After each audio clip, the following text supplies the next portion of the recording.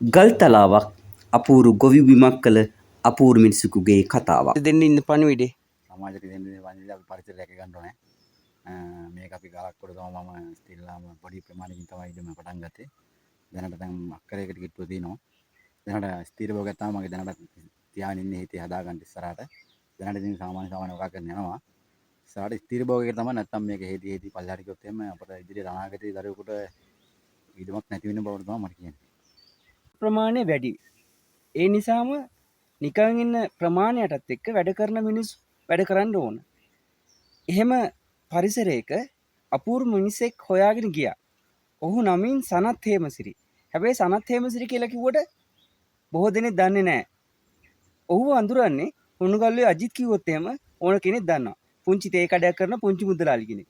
හැබැයි පුංචි තේ කඩයක් කරන පුංචි මුදලාලිගේ මේ අපූර්ව වත්ත දිහා බැලුවොත් එහෙම පුදුමාකාර ලස්සනක් වගේම තවත් සමාජයට ලොකු පණිවිඩයක් දෙන්න පුළුවන්.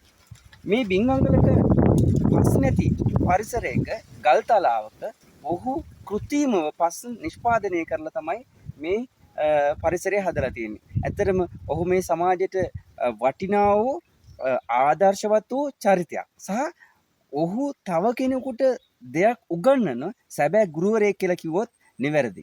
ඉතින් ඔහුගේ මේ දෑතිහයිය සහ හිතේ ශක්තිය තුළින් ගොඩනැගිච්ච මේ පරිසරය බලන්නටයි අපි අද හොනුගල්ලේ ප්‍රදේශයට යන්නේ.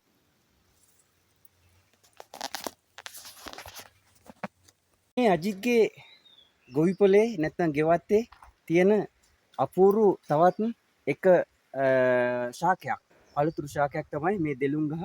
ඉතින් ඇත්තටම මේ අජිත් නැත්නම් සනත් හේමසිරි සතුටෙන් කතා කරන එක ශාකයක් තමයි මේ. ඔහු කියන්නේ අඟල් 3ක් 4ක්වත් පස් තිබ්බ නැති පරිසරයක තමයි මේ දෙලුම් ශාකය හදලා තියෙන්නේ. අද වන විට ඇත්තටම සතුටු වෙන්නට පුළුවන්. දෙලුම් ගහේ ගෙඩි පිරීලා ඇස්වහ කටවා නැහැ. ලස්සනට තියෙනවා ගෙඩි ටික පිරීලා. ඉතින් නිකන් ඉන්න මිනිසුන්ට කියන්න තියෙන එකම එක දේ තමයි ඔබේ උත්සාහය සහ ඔබේ අදිෂ්ඨානය තියෙනවා නම් ඔබට කරන්නට බැරි දෙයක් නැහැ කියන එක තමයි කියන්න තියෙන්නේ. මේ ජීබෙල්ලා වලින් තමයි ගොඩක්ම පස් කරලා තියෙන්නේ. ජීබෙල්ලයි බඩකොටු. මේ සම්පූර්ණයෙන් බඩකොටු තින්නේ. අර පල්ලා තිනවා අත බඩකොටු දාන්න. ඒ වගේ බඩකොටු වලන තමයි මේක දිගටම තින්නේ. බොන්න ලාල් මාලි තුන මගා කරනවා මේක. යාර බදු දෙලු දෙන්නේ ඒ දවසේ. අර තව දෙලුම් තියෙනවා.